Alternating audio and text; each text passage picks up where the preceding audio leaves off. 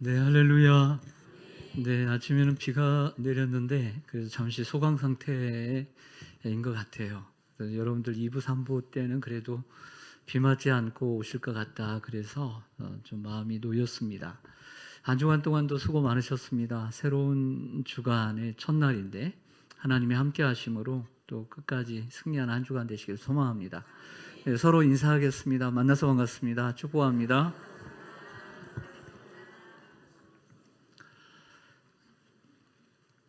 지혜의 임금으로 알려진 솔로몬이 하루는 성전 건축 현장을 방문하고 일꾼들을 격려하기 위해 나가 보았습니다.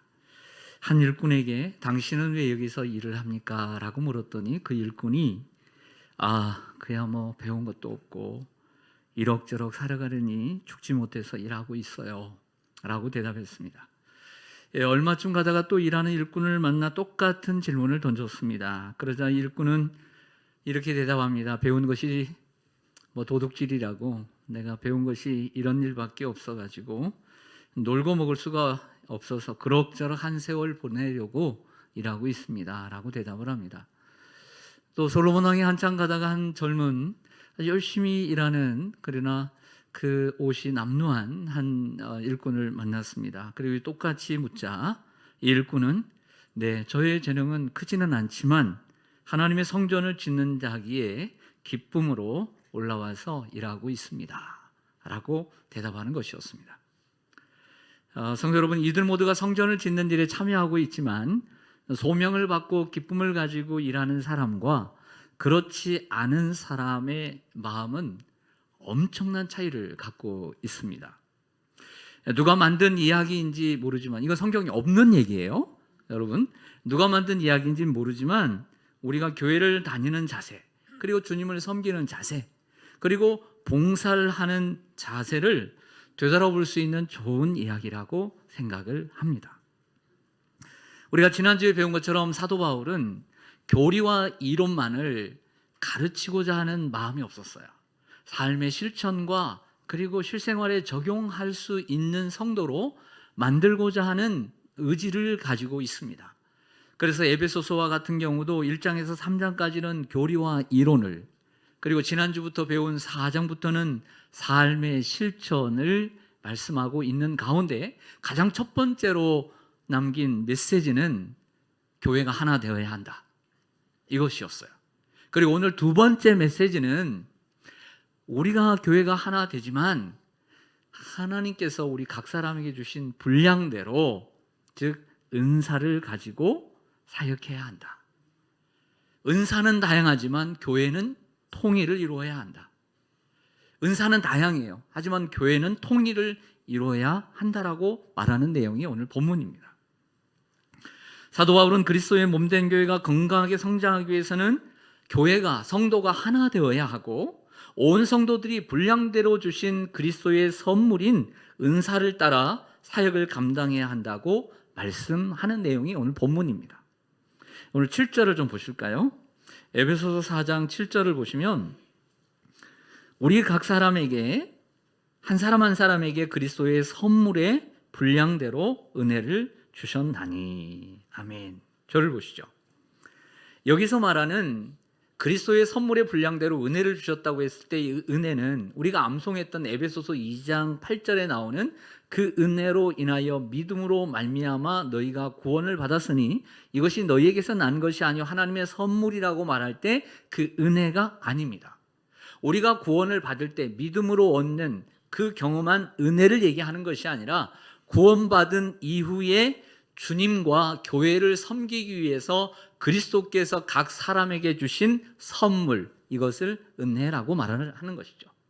그리고 이 은혜를 여러분들이 짐작하셨겠지만 그것을 은사라고 부릅니다. 따라하겠습니다. 은사. 그래서 여러분들이 은사의 영어 성경들을 번역을 하는 걸 보면 동일하게 하나를 사용합니다. 기프트. 그래서 은사는 영어로 기프트, 선물입니다. 두 번째 번역은 재능입니다. 기프트는 선물, 재능을 가리키는데 재능이기 전에 선물인 거예요. 놀랍지 않습니까? 그래서 은사는 우리 자신이 노력해서 스스로 나는 것이 아니라 하나님이 여러분들에게 주신 그리스도의 선물인 줄로 믿습니다. 오늘 성경을 시작하면서 오늘 은사에 대한 소재를 가지고 나왔으니까 여러분들 성경에 나오는 은사의 종류를 여러분들에게 제가 찾아서 일목요연하게 정리를 해 보았습니다. 어떤 은사가 있을까요? 성경에 나타난 은사의 종류는 성경에 5곳에 기록되어 있습니다. 하지만 한 장은 2군데 기록되어 있기 때문에 장소로 볼 때는 4곳밖에 없습니다. 첫 번째는 로마서 12장 6절에서 8절로 예언의 은사, 믿음의 은사, 섬김의 은사, 가르침의 은사, 위로의 은사, 구제의 은사, 다스림의 은사, 긍휼의 은사 8가지로 나와 있습니다. 고린도전서 12장 8절부터 10절을 보면 여러분들 가장 유명한 은사죠.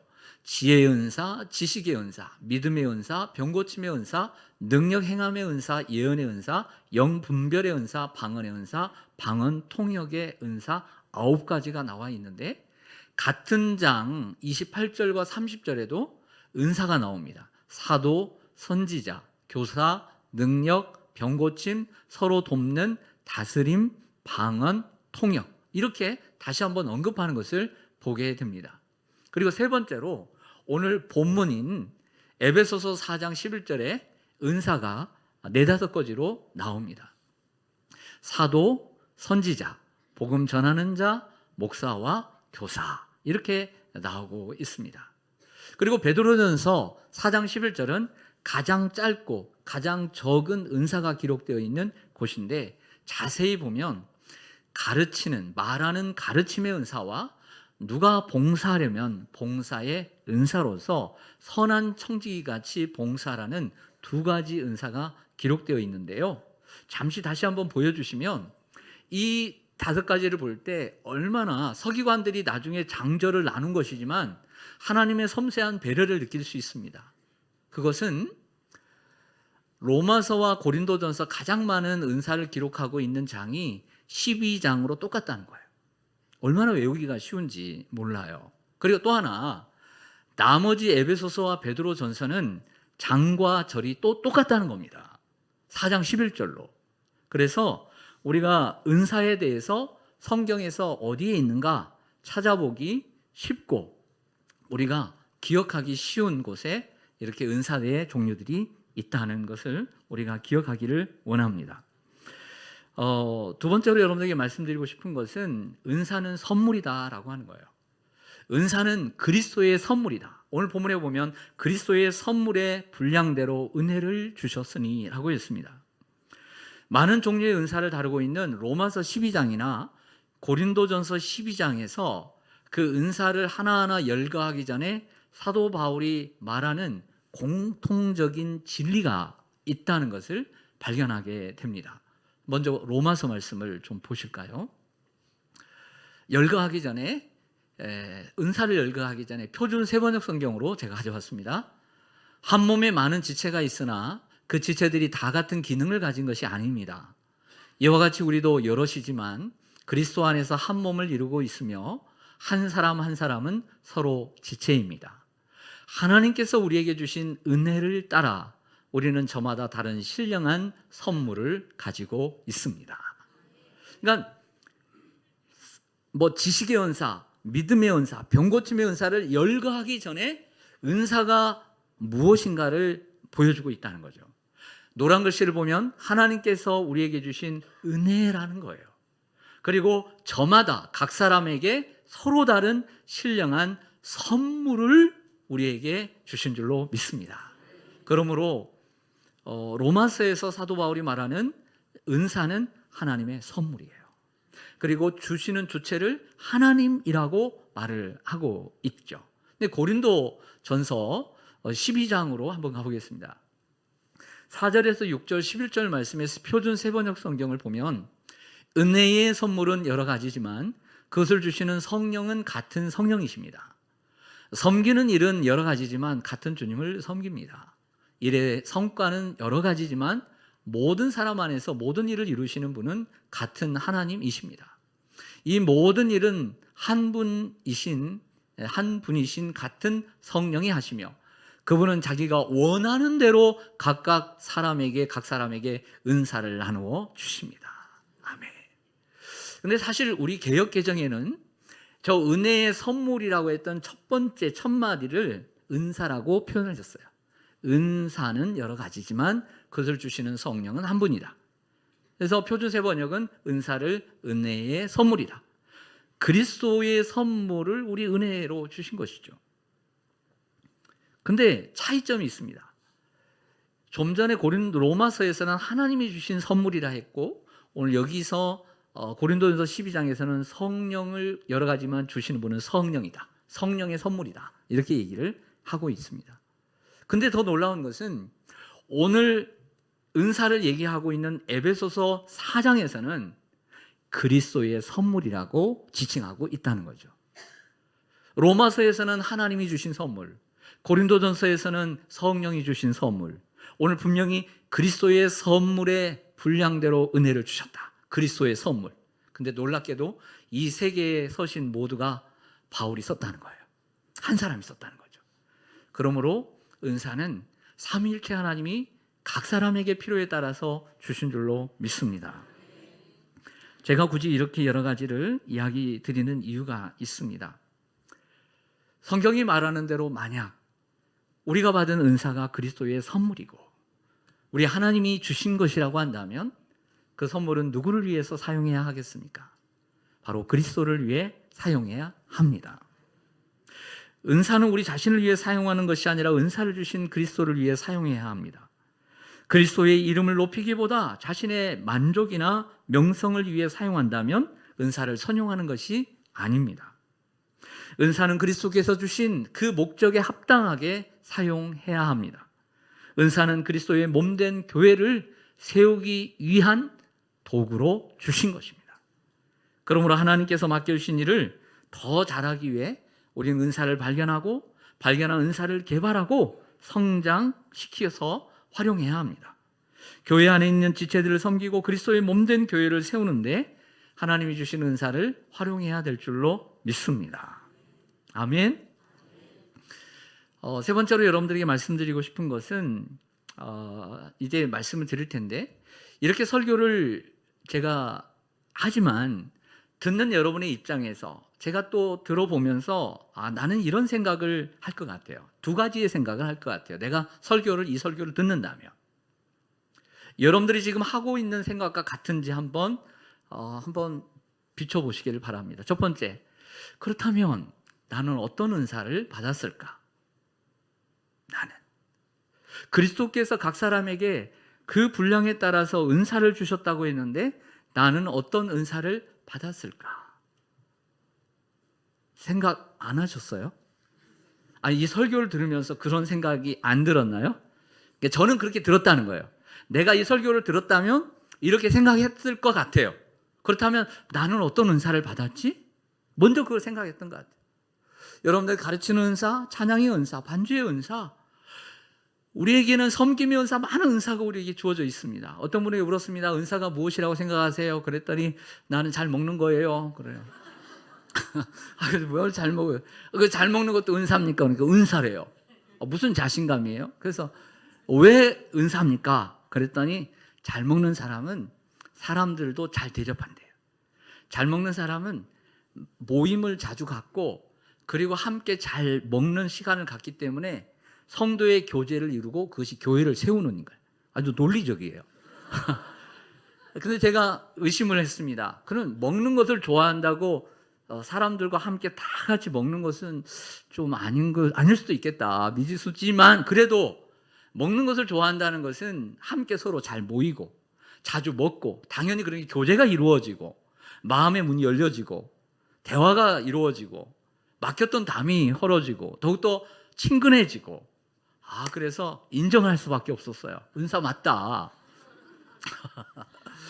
여러분 중에는 오늘 목사님 제가 주일도 잘 못하고 주일날 교회만 왔다 갔다 하는데 저 예쁜 성가대도 못하고 그런데 난 무슨 은사가 있을까요? 여러분들 은사가 없는 게 없어요. 없는 사람이 없어요. 다 있어요. 저는 여러분들에게 좋은 은사를 하나 소개해 준다면 웃는 은사예요. 웃는 은사. 교회 들어올 때부터 웃어주세요. 집에서는 싸우고 왔어도 교회에서는 웃어주세요. 사람이 40이 되면 얼굴 관리를 할 줄 알아야 돼요. 웃어주세요. 근데 어떤 분들은 설교할 때만 안 웃어. 설교할 때 이렇게 심각해. 설교할 때만 졸아. 눈이 조그만해지고. 나가서는 구역원들을 만나면 세상에 딴 사람이 돼 있어. 기관 회원들을 만나면 달라져. 이런 분은 제가 볼 때는 적어도 이분은 웃는 은사가 없어요. 때와 장소에 따라서. 그래서 여러분들 교회 와서 열심히 봉사하는 것도 중요하지만 안내부터 시작해서 좀 우리 장로님들 요즘 잘하세요. 보면 무게 잡지 않고 웃으시고 내려놓으시고 너무 좋아요. 여러분들 가장 좋은 은사, 서로 웃는 은사. 할렐루야. 이게 교회를 세우는 거예요. 웃는 것도 교회를 세우는 거 맞다 안 맞다? 맞다. 시온산교회 나오는 사람 보니까 너무 천국이 갔다 온 사람 같아. 웃고 나와. 그러면 사람들이 보고 시온산교회 가고 싶어요, 안 가고 싶어요? 가고 싶죠. 그러면 교회를 세운 거야, 안 세운 거야? 세운 거죠. 그 은사예요, 은사. 네. 여러분, 또 하나의 질문은 저는 이렇게 할 것 같아요. 그렇다면 하나는 나는 은사를 잘 활용하고 있는 걸까? 그리스도께서 주신 은사라고 했는데 나는 그리스도를 위해서 일하는 걸까? 나를 위해서 일하는 걸까? 내가 하는 이러한 봉사들이 교회를 정말 하나하나 많지는 않지만 벽돌 하나를 쌓듯이 교회를 건강하고 튼튼하게 세우는 일일까? 아니면 교회를 헐고 무너뜨리는 일은 아닐까? 이런 질문을 던질 것 같아요. 내가 하는 게 주님께 도움이 되는 걸까? 내가 하는 게 교회에 도움이 되는 걸까라는 것을 돌아볼 것 같습니다. 그래서 이 두 가지를 내 은사가 무엇인가? 나는 은사를 잘 활용하고 있는가? 이 두 가지를 생각만 해도 저는 그게 은혜라고 생각해요. 할렐루야. 왜? 적어도 그런 생각을 하고 있다는 것은 자신을 돌아볼 줄 아는 사람이기 때문이에요. 이 사람에게는 희망이 있어요. 할렐루야. 왜? 자기를 돌아볼 줄 아니까. 성령님이 가만히 두시겠습니까? 옳은 길로 인도해 주시죠. 이러한 문제를 해결하기 위해 필요한 것은 은사를 받은 사람의 자세입니다. 우리가 적은 은사, 드러나지 않는 은사를 가지고 있다고 해서 열등하다고 생각할 필요가 없습니다. 그 적은 은사도 주님이 주신 은사이고 그 적은 은사가 없으면 교회는 온전해지지 않기 때문입니다. 그 적은 은사를 가지고 있다고 해서 열등하다고 생각하는 사람은 마치 주인에게 받은 한 달란트를 땅에 묻어두고 활용하지 않는 악하고 게으른 종과 같습니다. 반대로 크고 혹은 드러나는 은사를 받았다고 해서 자신이 우월하다고 생각해서는 안 되고 우쭐해서도 안 됩니다. 우리 가운데 모든 여러 가지 은사를 다 가진 사람은 한 명도 없기 때문입니다. 또 우리는 다른 지체의 은사와 다른 지체의 사역을 꼭 필요로 하는 불완전한 지체이기 때문입니다. 그러므로 각 지체가 서로 다른 은사를 가지고 교회 안에서 사역하는 모습을 보며 우리는 너무 고마워하고 기뻐하고 즐거워해야 돼요. 나 못하는 것을 저분이 오늘 해주고 있구나. 너무 고마워해야 돼요. 감사하고 함께 기뻐해야 돼요. 할렐루야. 5손가락이 서로 싸움을 하고 있었습니다. 이때 서로 잘났다고 싸움이 일어나는데 엄지손가락이 말합니다. 내가 여기서 힘이 제일 세. 알아? 그러는 거야. 그러니까 이 쌍두마차인 검지가 딱 나서면서 내가 일은 제일 많이 해. 내가 일은 제일 많이 해. 알아? 그러는 거예요.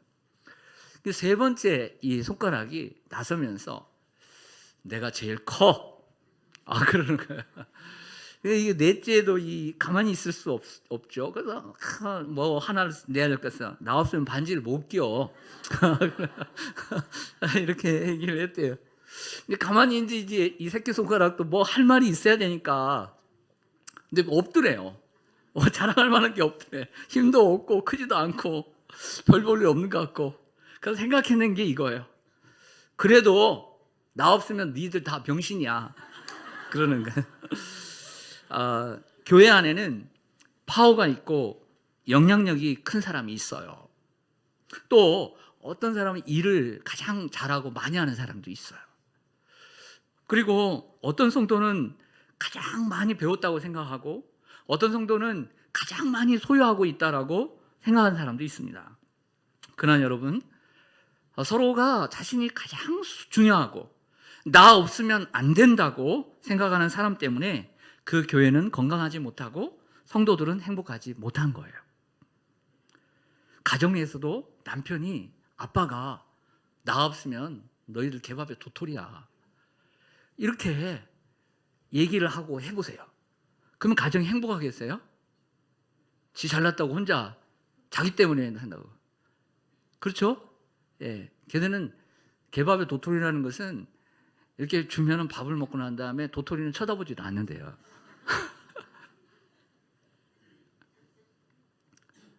모두가 수고해서 가정이 이루어지는 거죠. 모두가 수고해서 건강한 가정, 행복한 가족을 이루는 거죠. 서로를 인정하고 서로를 귀히 여기는 사람이 건강한 교회를 세우게 될 줄로 믿습니다. 그래서 우리가 그리스도의 선물인 은사를 받은 사람으로서 그것을 가진 사람의 자세를 말씀드리겠습니다. 그것은 베드로전서 4장 10절과 11절 말씀인데요. 그 다섯 번째로 은사가 있었던 다섯 번째 본문입니다. 각각 은사를 받은 대로 은사를 얘기하고 있죠. 하나님의 여러 가지 은혜를 맡은 선한 청지기 같이 서로 봉사하라. 그게 주인이 아니에요. 맡은 것이죠. 은사는 하나님이 우리에게 주신 선물이니까. 그리고 만일 누가 말하려면 가르치는 사람들, 가르침의 은사를 받는 사람들은 하나님의 말씀을 하는 것 같이 하고, 누가 봉사하려면 봉사의 은사를 받은 사람은 하나님이 공급하시는 힘으로 하는 것 같이 하라. 아멘. 내 힘과 내 능력으로 하는 것이 아니라 하나님의 말씀, 하나님이 주시는 힘으로 감당하는 이러한 자세로 해야 될 줄로 믿습니다. 또 그것이 사실이고요.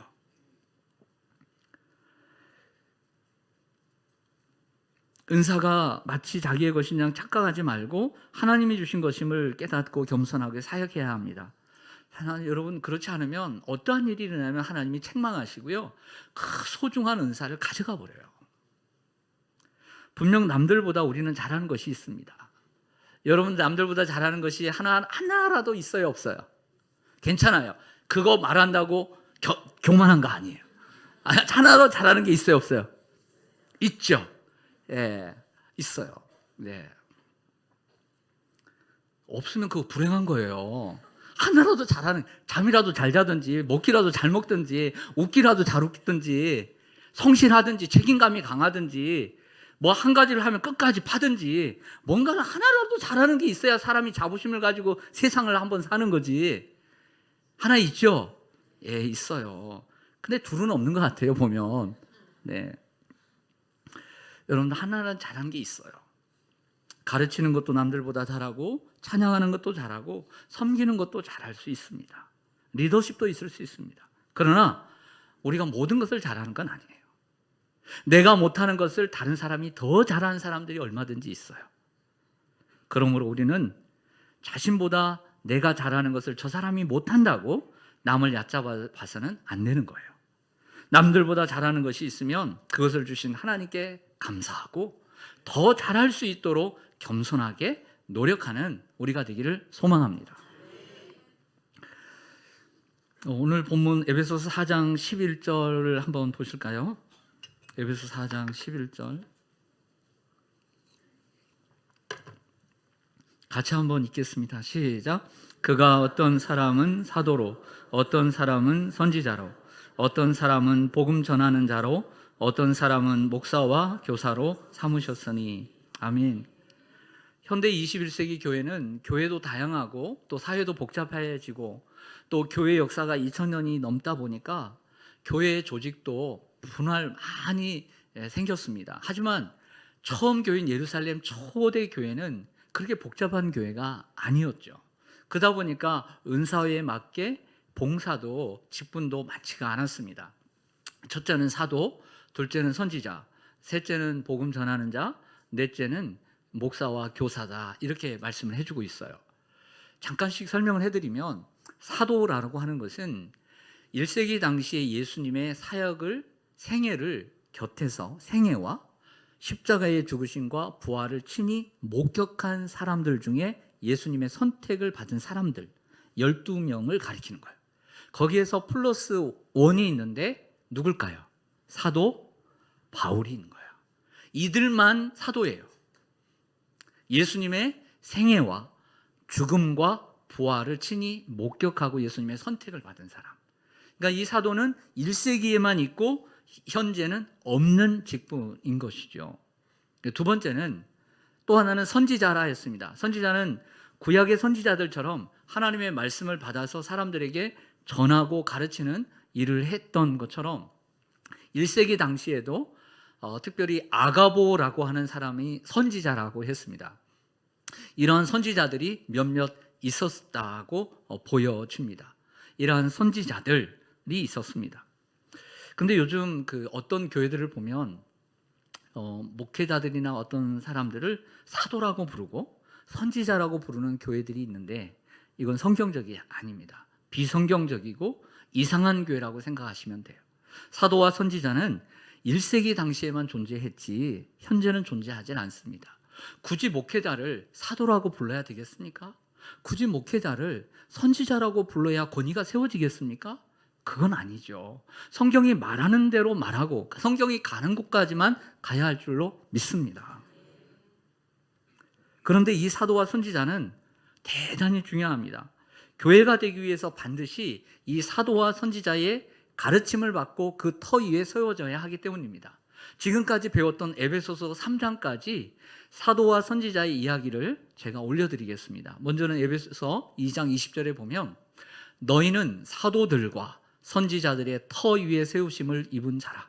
그리스도 예수께서 친히 모퉁이 돌이 되셨느니라. 너희는 교회입니다. 교회는 사도들과 선지자들의 터 위에 세워졌다는 것은 예수님의 사역을 본 사도들의 가르침 위에 교회가 세워지고, 또한 1세기 당시에도 이러한 선지자들이 세워져 있었어요. 말씀을 잘 가르치는 이들의 바른 복음 위에 세워져야 한다라고 말을 하고 있습니다.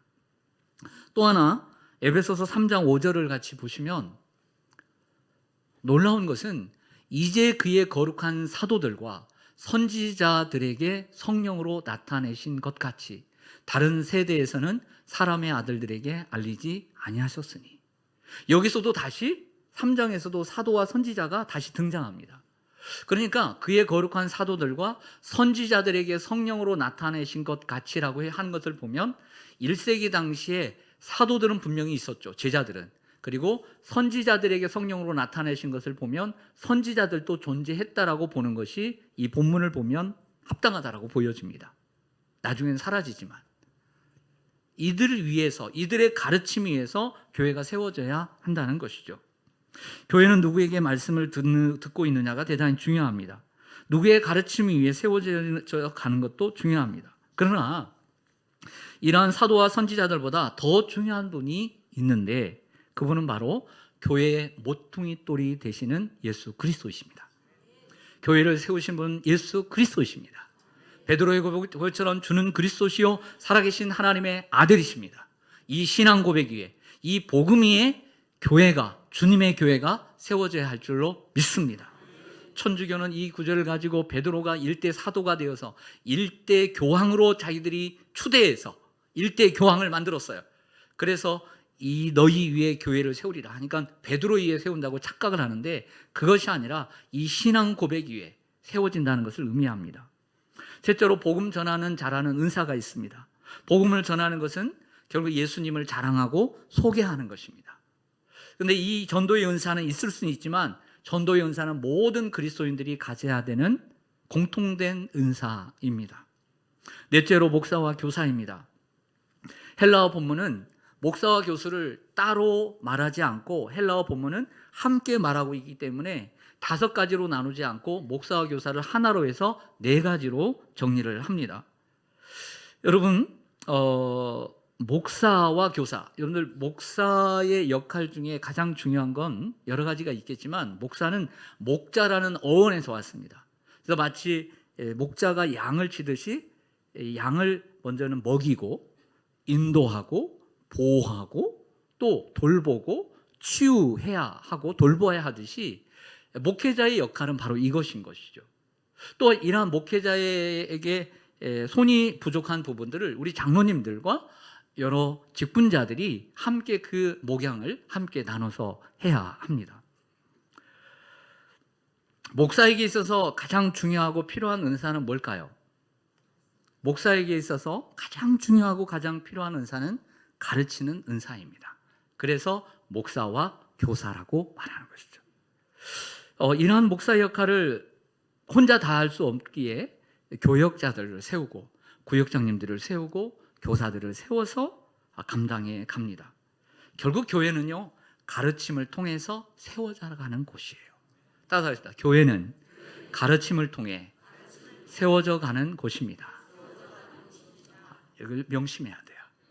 여러분들도 지금 여러분들이 되기까지 무엇이 가장 많이 작용했다고 생각하세요? 가르침이에요. 가르침. 존 스토트는 이렇게 얘기했습니다.